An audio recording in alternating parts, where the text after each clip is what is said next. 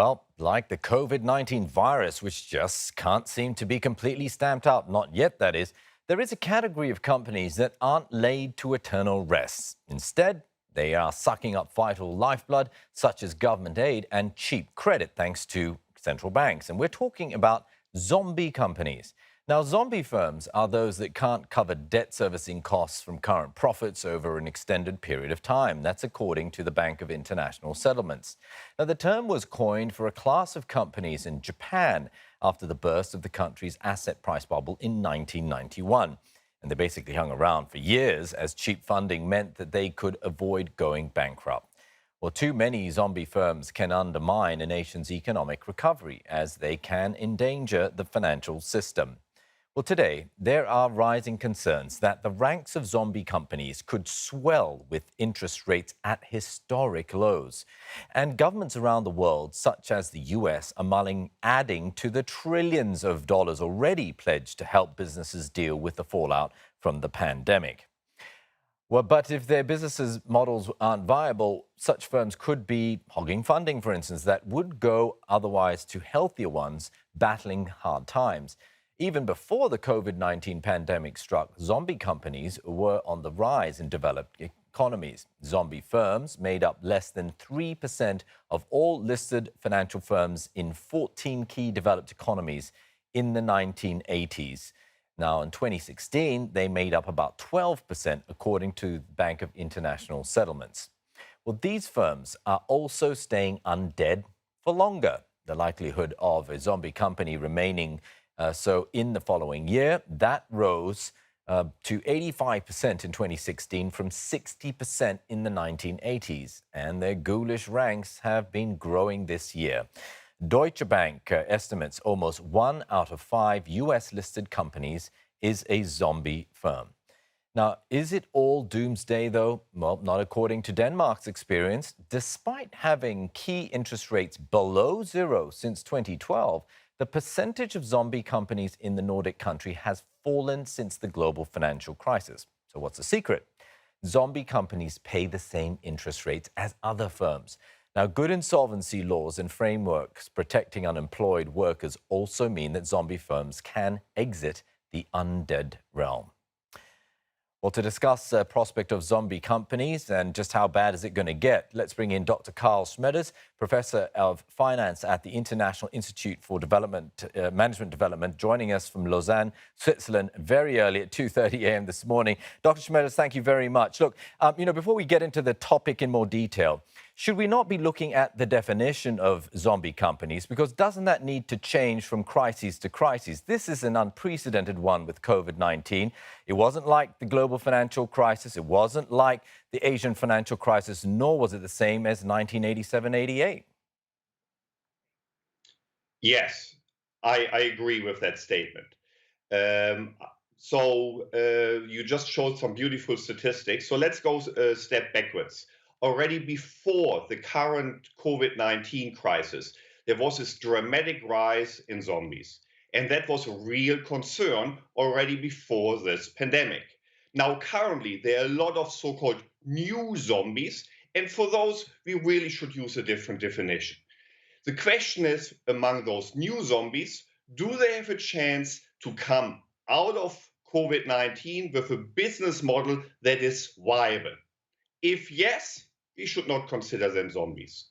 If no, we should group them with the old zombies, and we need to think seriously about whether we really want to save those companies.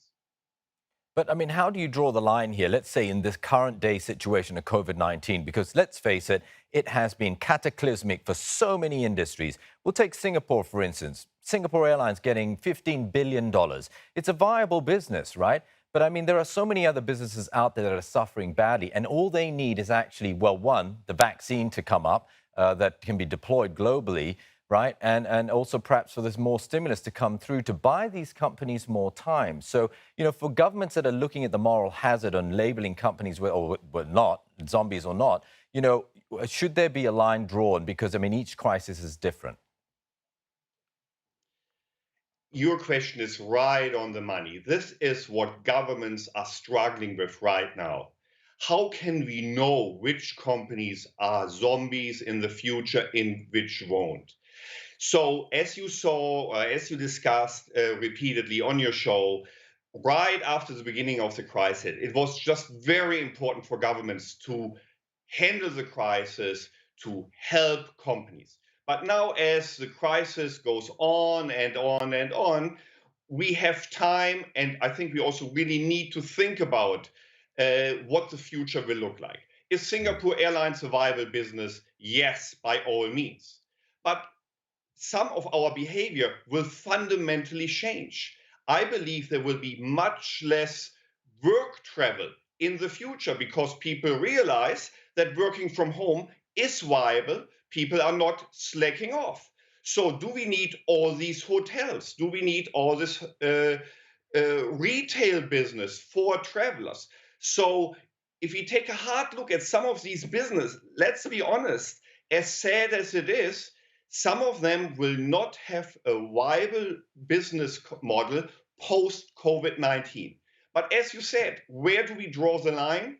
Everyone is struggling with this. I think right now nobody has an answer to that question. Well, that's the problem with the whole idea of work from home, because if it lasts forever, then we're talking about zombie industries in the corporate real estate development space, and that would be absolutely cataclysmic. But let's put that aside. I want to get to the issue of, starving other companies of credit, because we're seeing trillions being flooded into the markets by central banks. Surely there is enough credit out there for all companies to benefit from at these depressed rates. Does that argument stand that, zombie companies are benefiting and starving better companies from corporate credit during tough times? So, historically, before the pandemic, there scientific evidence strongly suggested that there is this crowding out, that money that goes to zombies is then missing in other industries. A great example is Germany, which for decades subsidized its very inefficient, its very expensive coal industry. In hindsight, that was a big mistake, and the country should have invested this in more future-looking Mm. industries.